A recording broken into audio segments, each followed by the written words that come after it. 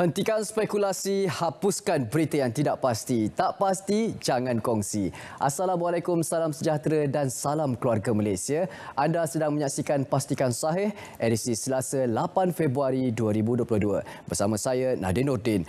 Tahukah anda, COVID-19 adalah penyakit pernafasan yang boleh menyebabkan kerosakan paru-paru dan masalah pernafasan yang serius. Dengan pelbagai masalah kesihatan lain, latihan pernafasan dapat membantu udara masuk ke dalam paru-paru dan membersihkan rembesan. Bagaimana untuk melakukan latihan pernafasan ini? Anda boleh dapatkannya di aplikasi MySejahtera. Baik, kita mulakan Pastikan Sahih dengan perkongsian terkini iaitu mengenai kes COVID-19 di Malaysia. Apakah keputusannya pada hari ini? Ya, untuk makluman semua, pada 8 Februari 2022, jumlah kes COVID-19 yang dilaporkan adalah 13,944 kes, menjadikan jumlah kumulatif sebanyak 2,939,198 kes. Untuk mendapatkan maklumat ini, anda boleh melalui laman sesawang covidnow.moh.gov.my dan data setiap hari bagi laman COVID Now adalah dikemas kini sekaligus selepas tengah malam. Ayuh, seterusnya kita ikuti kenyataan media iaitu Ketua Pengarah Keselamatan Negara mengenai Perintah Kawalan Pergerakan diperketatkan. Ia bertarikh 6 Februari 2022. Seperti yang telah kami kongsikan semalam, pelaksanaan PKPD di Taman Rimba Mentakap Temerloh Pahang berkuat kuasa 7 Februari hingga 20 Februari 2022. Manakala penamatan PKPD di Kolej Vokasional Sultan Ahmad Shah Rompin Pahang ditamatkan pada hari semalam 7 Februari 2022. Bagaimana pula dengan pelanjutan PKPD? Untuk makluman, tiada pelanjutan PKPD dilaksanakan. Ini pula IPD Tapah amaran mengenai sedikit rompakan. Wujud berita palsu yang menyebabkan masyarakat menjadi panik apabila ada pihak yang tidak bertanggungjawab menyebarkan maklumat palsu mengenai IPD Tapah mengeluarkan amaran 3 atau 4 orang lelaki yang menyamar dari syarikat air atau elektrik sebelum merompak. Hasil siasatan pihak polis memaklumkan yang apa yang diviralkan itu adalah tidak benar. Tiada sebarang kejadian rompakan atau pencerobohan berlaku atau dilaporkan kepada pihak polis dan pihak polis Tapah tidak pernah mengeluarkan amaran mengenai kejadian ini. Hasil semakan juga mendapati WhatsApp ini pernah diviralkan pada tahun 2019. Masyarakat diingatkan untuk mendapatkan maklumat yang sahih dari pihak polis dan jangan menggunakan media sosial untuk menyebarkan berita palsu yang boleh menggugat keselamatan dan ketenteraman awam. Jangan kongsi berita yang tidak pasti. Ini pula kami bawakan mengenai saranan kesihatan PRU Johor adalah palsu. Ini juga telah kami kongsikan pada hari semalam, namun masih ada pihak yang degil dan tidak bertanggungjawab menyebarkannya. Adakah anda terlihat maklumat seumpama ini? Antara kandungan saranan palsu ini adalah kononnya warga emas melebihi 60 tahun ke atas disaran tidak keluar mengundi untuk mencegah penularan wabak COVID-19. Untuk makluman, pihak Kementerian Kesihatan Malaysia KKM tidak pernah mengeluarkan saranan kesihatan PRN Johor seperti yang disebarkan di media sosial baru-baru ini. Orang ramai diharap tidak menyebarkan maklumat palsu ini. KPDK kenderaan Azia lawan arus. Ini juga kita ikuti, iaitu kenyataan media mengenai tangkapan seorang lelaki di bawah Seksyen 42-1 Akta Pengangkutan Jalan Raya 1987. Ya, berdasarkan video yang tular di Facebook memaparkan sebuah kenderaan Pro 2 Azia dipandu secara melawan arus di Jalan Lingkaran Tengah Taman Tasik Indah, Kluang, Johor. Pihak pasukan penguatkuasa trafik daerah Kluang telah berjaya mengesan dan menahan seorang lelaki warga negara Malaysia iaitu pemandu kenderaan tersebut. Kes disiasat di bawah Seksyen 42-1 Akta Pengangkutan Jalan Raya 1987. Jika sabit kesalahan, boleh dihukum penjara tidak melebihi 5 tahun dan denda tidak kurang daripada RM5,000 dan tidak lebih daripada RM15,000. Terima kasih atas keprihatinan keluarga Malaysia yang menyalurkan maklumat ini. Pihak PDRM, sebaran mesej palsu, culik dan jual organ manusia. Ini pula siaran media polis Diraja Malaysia PDRM mengenai sebaran mesej palsu berkaitan sindiket penculikan dan penjualan organ manusia. Berdasarkan mesej palsu ini, sedikit menyasarkan kanak-kanak berumur di bawah 15 tahun. Mesej tersebut juga menyebarkan iaitu harga bagi setiap organ-organ yang dijual seperti jantung, hati, paru-paru, buah pinggang dan mata. Serta mendakwa amaran yang dikeluarkan adalah daripada pihak Gerakan IPK Bukit Aman. Pihak PDRM mengesahkan tiada sebarang laporan diterima berkaitan kes penculikan dan penjualan organ manusia seperti yang ditularkan. Semakin mendapat mesej palsu ini telah tersebar sejak 2016 dan kembali diulang siar di beberapa platform media sosial. Mungkin si pemilik media sosial kehabisan idea untuk konten mereka. Kesian. Ingat, penyebaran berita palsu boleh menyebabkan anda dikenakan tindakan undang-undang dan untuk makluman, tiada sebarang amaran sedemikian pernah dikeluarkan oleh pihak Bukit Aman. Orang ramai dinasihatkan untuk tidak mudah mempercayai berita-berita yang tidak berasas dan tidak sahih yang boleh menimbulkan kegusaran dan kebimbangan kepada masyarakat. Sekiranya anda ingin mendapatkan kepastian berita yang anda terima di media sosial, anda boleh salurkan ke portal sebenarnya.my. KKMM berwaspada dengan penyebaran berita palsu, tuntas ataupun tentusahkan maklumat daripada sumber rasmi. Perkongsian di Facebook page rasmi Suruhanjaya Komunikasi dan Multimedia Malaysia mengenai bahayanya penyebaran berita palsu di media sosial. Seperti berita yang meminta warga emas untuk tidak keluar mengundi pada pilihan raya negeri Johor bagi mengelakkan penyebaran COVID-19. Orang ramai dinasihatkan untuk mendapatkan maklumat terkini dan sahih daripada sumber rasmi terutamanya melalui Kementerian Kesihatan Malaysia KKM atau portal rasmi sebenarnya.my. Tindakan tegas boleh diambil oleh pihak berkuasa terhadap mereka yang menyebarkan berita-berita tidak benar di bawah peruntukan undang-undang sedia ada. Peringatan mesra kepada si penyebar berita palsu. Sepandai-pandai tupai melompat, akhirnya jatuh ke tanah jua. Sepandai-pandai anda menyebarkan berita palsu, akhirnya anda tertangkap dan didenda jua. Baik, ini kita hentikan spekulasi, hapuskan berita yang tidak pasti. Tak pasti, jangan kongsi. Berat seketika, kembali selepas ini.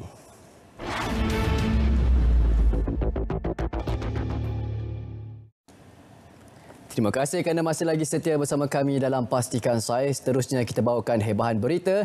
KKM aktifkan semula RRTF, iaitu Kementerian Kesihatan Malaysia KKM mengaktifkan semula National COVID-19 Rapid Response Task Force RRTF bagi memastikan tahap kesiapsiagaan tinggi dalam menghadapi gelombang Omicron. Tidak menolak kemungkinan berlaku peningkatan namun masih lagi boleh dikawal jika dibandingkan dengan virus Delta yang lalu. RRTF akan melaksanakan tindakan awalan pantas dalam mengawal penularan di sesebuah negeri atau kawasan. Dan ini adalah task force yang akan berada di lapangan untuk memastikan sekiranya ada tekanan kepada sistem kesihatan kita. Kita sudah ada hospital admission pathway dan juga decanting pathway yang jelas, yang licin, yang cekap supaya tiada pesakit yang terkandas ataupun terpaksa tunggu lama untuk dapat rawatan. KKM galak majikan sistem penggiliran. Wah, macam pengacara juga penggilirannya. Bagi mengawal penularan mendadak iaitu varian Omicron, majikan digalakkan meneruskan dasar bekerja dari rumah bagi pekerja mereka atau melaksanakan sistem penggiliran bekerja. Majikan juga disaran membantu pekerja yang bergejala membuat ujian swab dengan menyediakan kit ujian dan pelitup muka berkualiti tinggi. Kementerian Kesihatan juga menyarankan supaya orang ramai mengaktifkan MySejahtera Trace di aplikasi MySejahtera bagi tujuan pengesanan kontak rapat.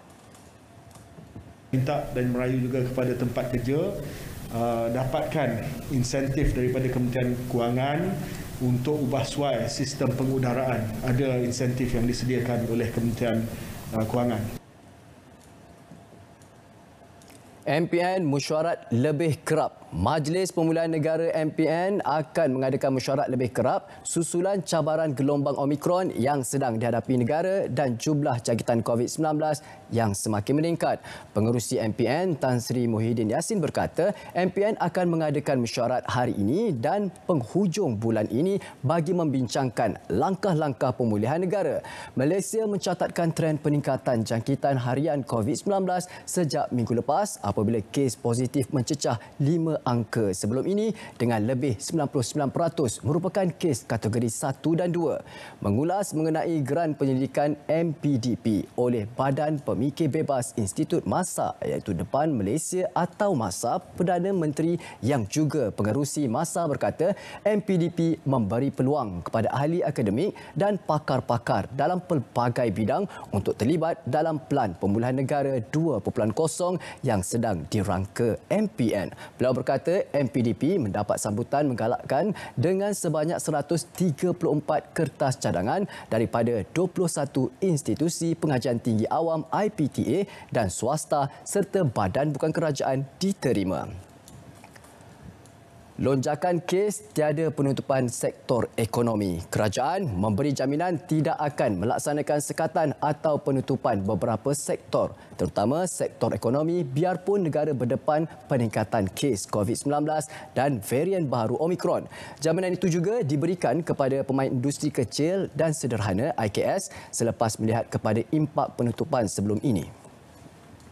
Kita juga telah memperkenalkan satu mekanisme baru yang dipanggil Safe at Work supaya diwujudkan bubble dari segi tempat penginapan pekerja ke lokasi kilang dan fasiliti yang berkenaan.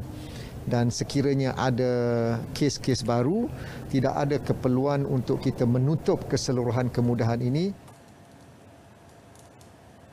Kerajaan Selangor sedang berunding dengan pengeluar telur ayam di negeri ini dalam usaha menurunkan harga sumber protein itu di bawah harga pasaran dan sebagai persediaan bekalan sehingga sambutan Aidilfitri Mei depan. Dan untuk pengetahuan semua, Pengerusi Jawatankuasa Tetap Infrastruktur Kemudahan Awam, Pemodenan Pertanian dan Industri Asas Tani Negeri berkata pelbagai kaedah untuk membantu pengeluar telur ayam sedang diusahakan termasuk aspek sewaan tapak dan makanan ternakan dalam memastikan harga telur ayam dapat diturunkan. Turut mula menambah bekalan ikan dan daging lembu untuk dipasarkan di bawah harga siling di 2 outlet PKPS iaitu Pasar Borong Selangor dan Wisma PKPS. Inisiatif itu akan diperluas ke seluruh negeri luar daripada outlet PKPS selepas ini supaya lebih ramai rakyat mendapat manfaat harga yang rendah menerusi program tersebut. Banjir di Sabah. Ayuh sama-sama kita ikuti. Jumlah penduduk terjejas banjir di Pitas meningkat kepada 386 orang setakat 8 malam berbanding 313 orang pada sebelah petang. Menurut infografik Jawatankuasa Pengurusan Bencana Negeri JBPN, Sabah satu lagi pusat pemindahan sementara PPS dibuka menjadikan keseluruhan 4 PPS beroperasi. Kesemua PPS diaktifkan bagi menempatkan penduduk dari 8 kampung di Pitas yang dinaiki air susulan hujan lebat berterusan sejak Ahad. Kerja penggerukan terminal feri. Ini apa yang berlaku yang boleh kita bawakan adalah kerja-kerja penggerukan di alur pelayaran dan lembangan terminal feri penumpang Kuala Perlis telah dimulakan susulan kejadian feri tidak boleh berlayar dan merapat ke jeti. Menteri Pengangkutan Datuk Seri Dr. Wee Ka Siong berkata pihaknya melalui Jabatan Laut Malaysia JLM mengambil langkah serta-merta melantik kontraktor bagi menjalankan kerja-kerja pengorekan untuk tujuan penggerukan di lembangan jeti. Baru-baru ini tular di media sosial, feri Langkawi ke Kuala Perlis tidak dapat berlayar mengikut jadual pada 2 Februari lepas. Ia ekoran air alur pelayaran terminal feri penumpang Kuala Perlis surut di bawah paras 1.6 meter. Dan jumlah JLM telah melaksanakan kerja-kerja penggerukan alur pelayaran dengan panjang alur yang dikeruk adalah sejauh 5.6 km pada kedalaman 2.0 meter cat datum iaitu CD di jeti Kuala Perlis sejak Ogos 2018 hingga Mac 2019. Institusi tahfiz di Johor disaran menawarkan pendidikan teknikal dan latihan vokasional TVET bagi melengkapkan pelajar dengan ilmu serta kemahiran tambahan. Program berkenaan boleh membantu pelajar mendapatkan pekerjaan selepas tamat pengajian. Kerajaan negeri komited merencana pelan pendidikan bersepadu untuk pelajar dalam bidang akademik dan keagamaan, terutama bagi pelajar-pelajar sekolah tahfiz. Membuka sekolah tahfiz dan pusat pengajian agama ini adalah satu amanah yang sangat besar dalam menghasilkan pelajar-pelajar yang bukan sahaja setakat mempunyai kualiti hafazan Al-Quran yang baik, bahkan cemerlang dalam aspek yang lain seperti akademik dan co-curriculumnya. Yang di-Pertuan Agong Al-Sultan Abdullah Riaduddin Al-Mustafa Billah Shah berkenan menghadiri majlis sempena program ekspedisi Untukmu Barisan Hadapan ke Gunung Kinabalu di Menara Kuala Lumpur. Dan untuk makluman semua, kehadiran Seri Paduka bertujuan menyokong usaha Persatuan Suri dan Anggota Bomba dan Penyelamat Malaysia iaitu Perisma yang akan ke gunung tersebut sebagai simbolik menghargai pengorbanan anggota bomba dalam membendung penularan wabak COVID-19. Ekspedisi anjuran kelas media Pahang itu dijadualkan pada 16 hingga 22 Februari ini yang akan disertai bersama Kelab Media Kuala Lumpur melibatkan keseluruhan 80 orang. Omikron KKM jangka turun di Aidilfitri. Adakah anda gembira? Ya, Kementerian Kesihatan KKM menjangkakan gelombang penularan Omikron dapat diturunkan sebulan atau 2 bulan lagi sekaligus membolehkan sambutan Aidilfitri pada awal Mei depan tanpa sekatan pergerakan. Bagaimanapun, Menteri Kesihatan yang berhormat Khairi Jamaluddin berkata ia bergantung kepada pematuhan langkah pengawalan oleh rakyat termasuk pengambilan dos penggalak dan mendapatkan vaksin untuk anak-anak mereka. Ia mungkin memberi kelegaan kepada orang ramai yang mula meluahkan kebimbangan tidak dapat menyambut Aidilfitri tahun ini disebabkan peningkatan mendadak kes COVID-19 akibat Omikron. Pada 23 Januari lepas, Perdana Menteri Datuk Seri Ismail Sabri Yaakob memberi jaminan bahawa kerajaan tidak akan melaksanakan kembali Perintah Kawalan Pergerakan PKP dan sekatan untuk pulang ke kampung bagi sambutan Hari Raya tahun ini. COVID kluster pendidikan Sabah sebanyak 18 individu membabitkan pelajar sekolah menengah SM Maktab antara yang terlibat dengan kluster baharu institusi pendidikan di Sabah yang direkodkan. Menteri Kerajaan Tempatan dan Perumahan Sabah, Datuk Masid Majun berkata, kluster baharu dikenali sebagai kluster jalan pintas iaitu Sembulan dan satu kluster tempat kerja iaitu kluster Giram di Kunak adalah 2 kluster direkodkan. Angka jangkitan bagi Sabah terus meningkat dengan jumlah kes baru semalam sebanyak 1,600 kes iaitu peningkatan 315 kes berbanding sebelumnya. Sebanyak 1,285 kes. COVID-19 tutup sekolah beri kesan. Penutupan sekolah akibat COVID-19 akan memberi kesan kepada pembangunan sahsiah dan intelek pelajar, kata Menteri Kesihatan yang berhormat Khairi Jamaluddin. Bercakap pada sidang media mengenai perkembangan COVID-19, yang berhormat Khairi berkata penutupan sekolah mungkin akan menjadi langkah terakhir sekiranya jangkitan COVID-19 dalam sektor pendidikan semakin teruk. Sebahagian besar kes COVID-19 yang dilaporkan di peringkat sekolah adalah sama ada tidak bergejala atau bergejala ringan dan buat masa ini tiada kes kategori 4 dan 5 dilaporkan. Katanya peningkatan kluster pendidikan juga turut disumbangkan oleh pelajar sekolah berasrama dan KKM akan berbincang dengan Kementerian Pendidikan bagi menambah baik prosedur operasi standard SOP di asrama.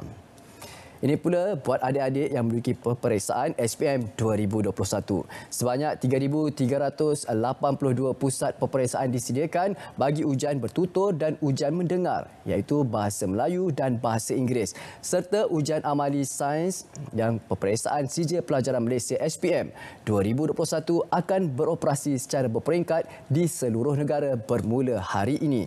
Lembaga Peperiksaan Kementerian Pendidikan KPM dalam kenyataan memaklumkan 50,514 petugas peperiksaan dilantik bagi kelancaran pengurusan dan pengendalian peperiksaan berkenaan.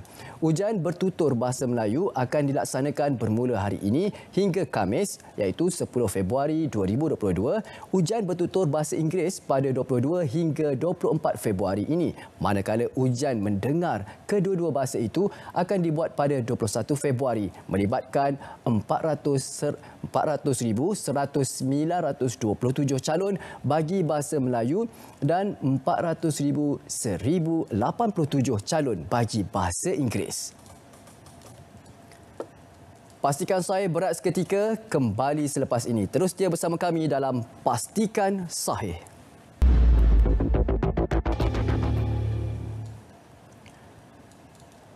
Kembali lagi bersama kami dalam Pastikan Sahih. Ya, berbaju baru raya kita kali ini. Okey, baik. Untuk minit-minit yang terakhir, seperti biasa kami akan war-warkan kepada anda hebahan yang perlu anda ikuti. Ya, pada hari ini kita ucapkan terlebih dahulu Hari Keselamatan Internet Sedunia 2022 yang ini dikongsikan oleh Kementerian Komunikasi dan Multimedia Malaysia KKMM. Selamat Hari Keselamatan Internet Sedunia 2022. Jadilah pengguna internet yang bertanggungjawab di dalam talian. Berwaspadalah supaya tidak terjerat dengan menjadi mangsa penipuan dalam talian atau penyalahgunaan teknologi internet. Ya, jangan ada yang terpengaruh lagi dengan love scam. Itu semua palsu semata-mata. Dan untuk malam ini jangan lupa untuk saksikan Inklusif bersama tetamu yang diraikan Yang Berhormat Datuk Seri Dr. Ronald iaitu Menteri Pertanian dan Industri Makanan 8.40 malam sudah semestinya di saluran berita RTM My Freeview 123 juga siaran serentak di TV1. Untuk mudah, bagaimana caranya?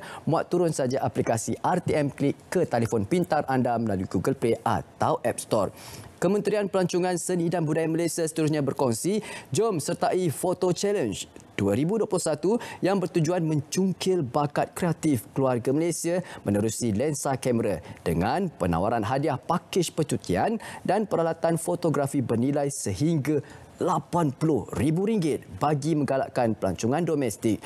Pertandingan fotografi ini bermula sekarang sehingga 11 Februari 2022 dan penyertaan terbuka kepada keluarga Malaysia berusia 18 tahun ke atas. Untuk info lanjut, anda boleh layari laman sawang www.malaysia.travel.